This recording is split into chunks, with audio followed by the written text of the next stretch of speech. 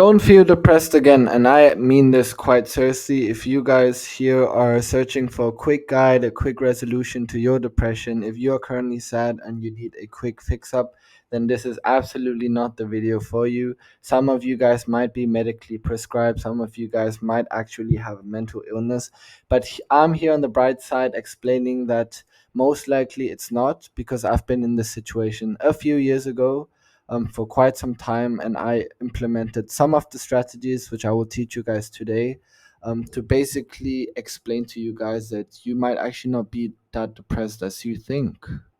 The most important point here to understand is that depression is just a state of mind. And that's the good news, because if it's a state of mind, then that means that it can be absolutely altered.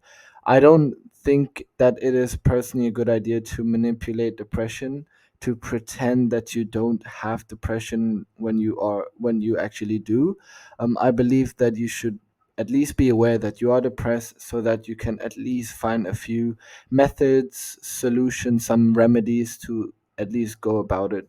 Depressed can be boredom. So that is personally for my case. I have realized that when I end up in situations that I am depressed, it is either that I'm absolutely bored, so I have literally nothing to do, or that I'm often very, very tired. So do not confuse do not confuse the two, although sometimes they might clash with each other.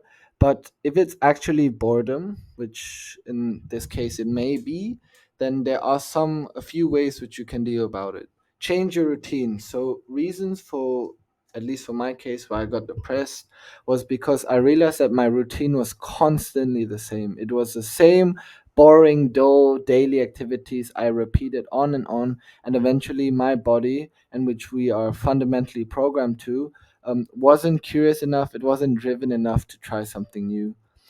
Understand that identity is and will always determine your actions. So, Atomic Habits is definitely a good book that elaborates this a bit more. But if you identify yourself as a depressed person, if you actually think you are a sad person, then automatically your brain is wired and programmed to do all the things what a depressed person does.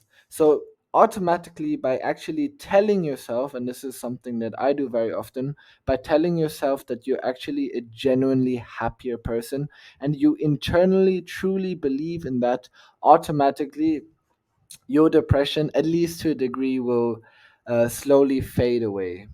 So, create a positive self identity. So, this is an experiment which you guys can absolutely do now if you are facing depression or if you feel sad right now. As hard as it seems, at least create a positive self identity.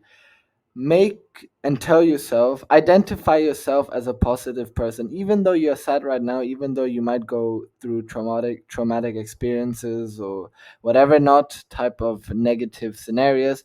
Actually tell yourself, you know what, I'm a happy person. I will portray myself as if I'm a happy person. I'm not asking for you guys to avoid or ignore most of the things that happen. I'm just saying to at least show and believe yourself in a way that your identity associates itself with something happy.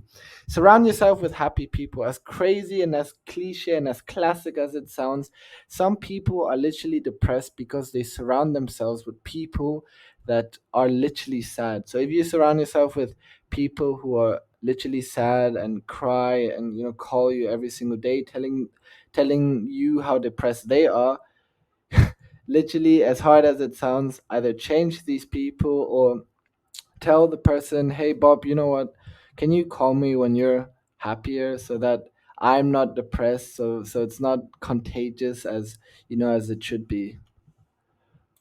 Now this is an important one. Fulfill your purpose. Being depressed is a privilege. This is actually a clip that I got from Andrew Tate. Again, I'm not a huge fanboy of him, but I kind of um, agree to him for this claim. Is being depressed is a privilege. Every time you are depressed, think about the time and the energy you spend at the moment for actually feeling depressed. Whether or not you listen to sad music, whether or not you're crying, whether or not you're calling a family, whether or not, whatever you're doing at that moment where you feel depressed, realize that it is a time, a valuable time that you are spending on a particular emotion. So if you maybe logically interpret it that way, then you could maybe allocate or channel your specific time, which you should value, to another emotion or to something else that would at least be more positive.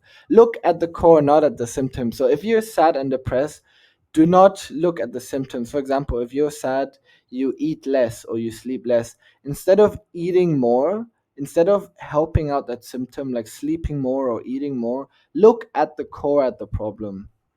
So obviously find out what it is, why you're depressed, and realize that it is the core that you're solving, not the symptom. Try something new, explore elsewhere. So that is something to do with the routine idea. So if you're literally genuinely depressed because you are very often influenced by the stimuli of your surroundings, literally try something else, explore something else, or if it even is necessary, change the environment that you currently are in. Ask around for opportunities. Don't go around telling them you're sad. Literally, if you're depressed or sad, don't go to other people and tell them how sad or depressed you are. Frame it a bit different. Go from a more positive angle. Tell them, listen, I'm feeling this way. However, what are some of the opportunities? What are some of the possibilities for me so that my potential current state of mind might go away? So, with these basic few steps, you should already have a better strategy when dealing with such depression.